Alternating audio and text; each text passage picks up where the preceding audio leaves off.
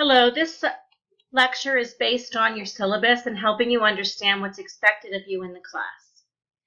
At the top of the syllabus, you will see my name, my office hours, and an email address.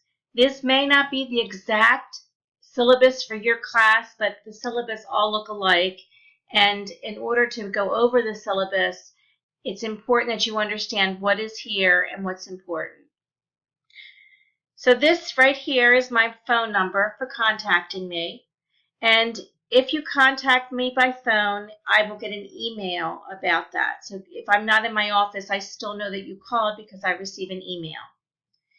If you have an urgent issue, which we'll talk about some examples later, you have my cell phone number to text me. This course, if you're not sure, is your upper level writing course. And in this course, you will learn how to do technical writing. Because of that, there's two required texts. The first is called a writer's reference. It's by Hacker and Summers, and you can use an older version if you would like. Some of the older versions are available online. There's also a free online source called the Community Toolbox, and the link is right here for you to get to it. It's in your syllabus. It's also in Blackboard. And in this source, there's lots of chapters that we're going to read. I highly recommend that because it's a free online source and it could go down at any time in the semester, that you consider copying and saving the chapters and sources that we're going to read in this book.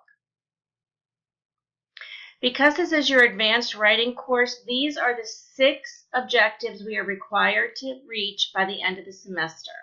And you will see that these are recorded in many of your assignments. In order to NCATE standards, these are health education standards.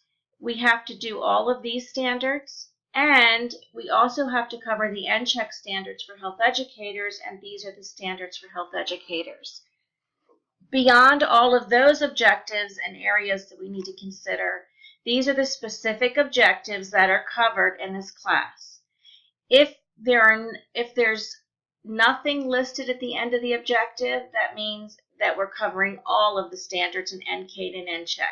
But most of these will have NCATE and NCHEC at the end, and that tells you which of the above standards are being covered. Some important course policies. The first is attendance. This class requires you to attend every class for the duration, so you need to be here on time. And you need to understand that I do mark attendance and lateness and leaving early.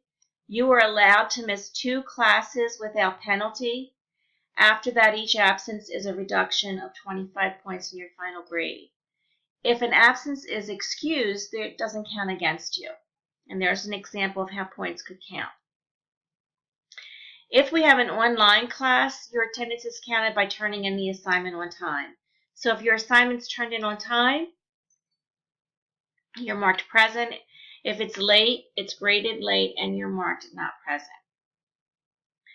During presentations, if they're done in class or intern visits, you are required to be at class. If you're late or you miss, you lose a significant amount of points. The interns will be here only one day, so it's important that you are ready and you're available to listen to what they present. This explains the policy on arriving late or leaving early. Again, you lose points if you leave early or come late, and these are all the examples. In your Blackboard page, there will be an attendance section, and in that attendance section, you will see the scoring of your attendance and whether or not you're late or absent or leave early. If you think there's something there in error, you need to talk to me within a week of it being posted. I will not address it if you try to address any attendance issues at the end of the semester. We need to address them as close as possible to the day that they happen. I do not accept late assignments except with penalty, and these assignments are usually 20% taken off for every calendar day it's late. So that's a significant amount. It lowers your grade by 2 letter grades if it's late. Your grant is 25% off for each calendar day it's late. And in the real world, if your grant were late, it would not even be considered. It would be thrown away. So if you're an excused absence, that doesn't automatically excuse you for a lateness on your assignment. Since your assignments are submitted online, you could be absent for an excused reason, but still be able to submit your work on time.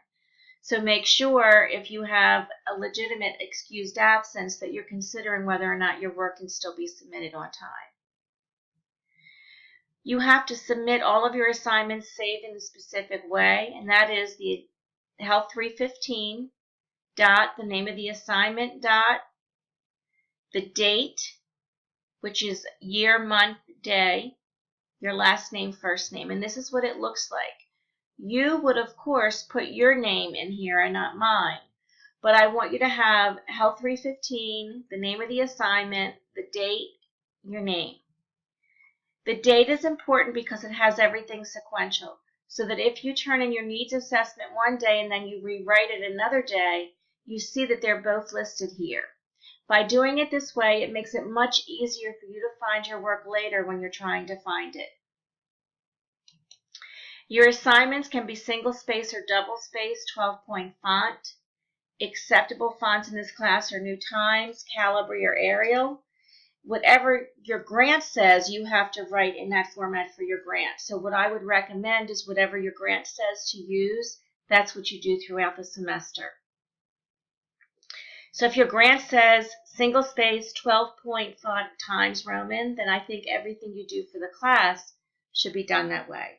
If it's Calibri double space 12-point font, then in reality everything you do for the class should be written like that. It will help you when it comes time to putting your grant together if your font and spacing is the same way throughout the class. You're going to use APA format in this class, and that's why that textbook by Summers and Hacker is so important, because it goes over both APA and grammar. For any paper that requires a title page, you will have the author's note altered so it looks like this on the title page. There are a couple assignments which are allowed to resubmit, and those are noticed on your syllabus. The reason you're allowed to resubmit assignments is because one way people get better at writing is to learn how to rewrite or revise their work. So not only are there assignments that you can rewrite, there's also assignments that help you prepare for writing, which also allow you to get better at writing. A key issue on resubmitting work is you can only submit work a second time if it was submitted on time or it was submitted at all. If you submit something late or you don't submit it, you cannot resubmit it. You have to submit on time to resubmit an assignment. This goes over participation and what's expected of you. Some conduct issues that are important. I want you to have your electronic devices in class. It's important for you to have them in this class because oftentimes you're working from assignments that are on Blackboard. I almost never bring paper to class, so you need to have access to everything electronically. Because I expect you to have electronic devices in class, I expect you to be using them for class only. If I find you doing something personal like email, Facebook, Snapchat, whatever it is you might be doing, I will ask you to leave. First I'll give you a warning and then I'll ask you to leave. If that happens and you're asked to leave, then it's counted as an unexcused absence.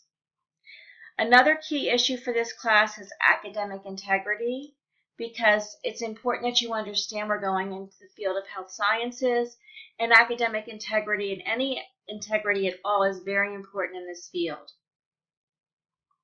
It's important that you understand what plagiarism and all of these words mean, because if you get caught breaching the Code of Academic Integrity, which is right here, if you want to pull it up, just click on that link and it should pull up to the PDF form. If you get caught breaching any part of the academic integrity policy, you will at minimum receive a 0 on the assignment.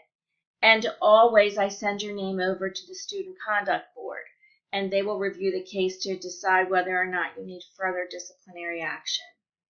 Another important policy that's new that you need to understand is that if you are caught being breaching this policy twice in the semester, in this division. So say you get caught in 315 and you get caught in 425. At the second time you're caught within the division breaching the academic integrity policy, you'll be dismissed from the major. So it's very important. We take it very seriously, and you just need to understand how critical this is to your grade and your continuation in our program. This goes over communication and the type of communications that are acceptable. You need to understand that I will minimally pick up my email in the morning, Monday through Friday, and usually I pick up my email around 4 to 7 a.m. I often pick it up more than that. However, I rarely pick up my email on the weekend. So I guarantee you that early in the morning, Monday through Friday, I will pick up my email. But that means if you have an urgent question and you email me at noon, I may not see it.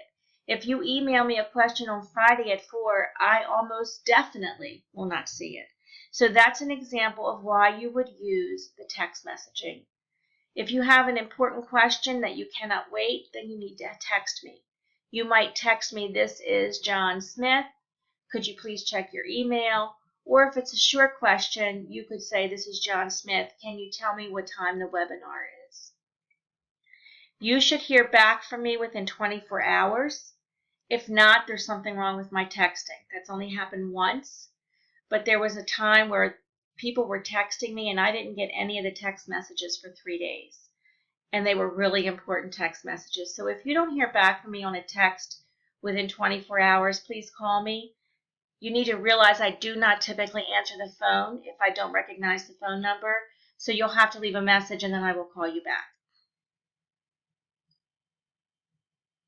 This goes over how to set up your emails. It'll be helpful for me to search my emails. These are links that are important. You have disability services. We have a writing center here that is very helpful, and you should all consider visiting it at least once. This is Academic Achievement Center. They offer tutoring, and this is a place on campus where you can get more information on APN. This is information about repeating and withdrawing from the course. It's important that you are aware of what's in the Health Education Handbook, and this is the link for you to get to it. You all should have read it at least once by now. For inclement weather or other issues, I highly recommend that you go to sign up for the notification on your cell phone. That way, if something happens at campus, you'll be notified. For example, if there's an electrical outage, you'll be notified. If schools close because of weather, you'll be notified. And so that's very important. Because we have an online Blackboard page, always look at the Blackboard page if there's any questions. So for example, if there's an inclement weather issue and the college is open, I might still transfer that class to be online, because sometimes I'll make a decision earlier. Sometimes people drive an hour and a half to get to campus. So if the weather's bad, for example, in DC, and I know that people are coming from that area, sometimes I will move a class to an online format. So make sure you pay attention to that. I try to make those decisions early. So for example, if there's an electrical outage and the electricity's been out for at least an hour and the college has not closed and we have a class coming up again, I might move that class to an online format simply because it doesn't make sense for you guys to drive an hour and a half with the risk that there's no class. So make sure you pay attention to, one, the Blackboard page for our class, and seriously consider this notification process to your cell phone so you get information quickly. The grading is very important. I recommend that you save all of your material in a 3-ring binder or an electronic file. You should be saving all of your material in at least 2 locations electronically. For example, you can email it to yourself, you can put it on your computer, you can have it in the cloud. The worst thing you could do is only save it on your computer, because if your computer crashes, you will lose all of your work, and that is not an excuse lateness. There's again a review of how to submit your work. Assignments can be single or double spaced, and you really should consider using whatever format your grant wants. It'll make it easier when you're trying to pull all of your information together. You must have a C or better for this course to get out alive, and most people do get out alive the first time they take the course. And all or almost all your assignments are submitted electronically through Blackboard. Some assignments allow rewrites, we've already discussed that. And then this is what the grades mean in this class. So this might be the first time that you ever receive a C, D, or F on a paper in college. Most of you, because you're already at this level, have done very well in college. And so getting a C, D, or F on a paper might be really concerning, but that does happen in this class. So if you get a C in this class, it means that you're writing at a college level. That's all it means. A B means that you have excellent writing, and an A means you have excellent writing skills. They're logical, technical, succinct, statistically pleasing to read, stylistically pleasing to read, and that you're well above a college level. So please keep this in mind when you get your grades on your papers and in class. If you're not competent at a college level, it's going to show up as a lower than C grade, and oftentimes people start out with grades on their papers lower than C, and that's okay. Here's the breakdown of the grades. Your larger papers come to 50% of your grade. There's each of these parts which lead up to your paper, your big paper, which is the gram, which is 250 points. You have 2 annotated bibliographies. You have 4 quizzes and a final test. You have several online assignments, and this is how many points and percentage those are.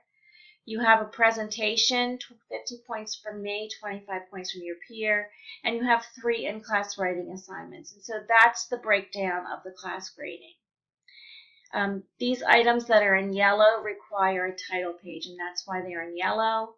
The items that are starred are the papers that you're allowed to rewrite.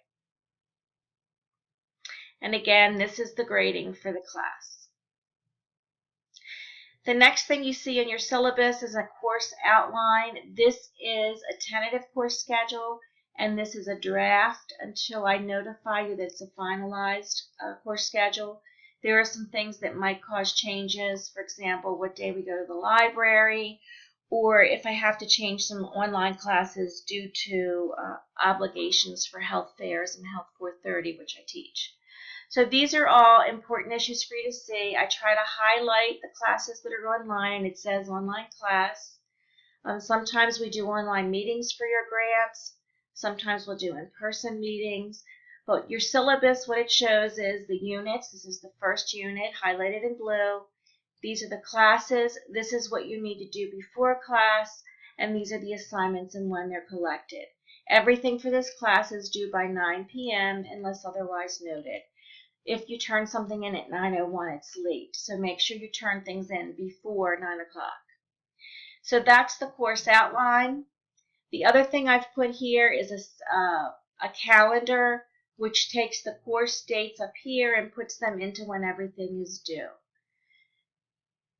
Also in Blackboard, there is a place where you can use a Blackboard calendar. I recommend you either use the Blackboard calendar, which has the due dates. You create your own calendar, or you use this as a starting point.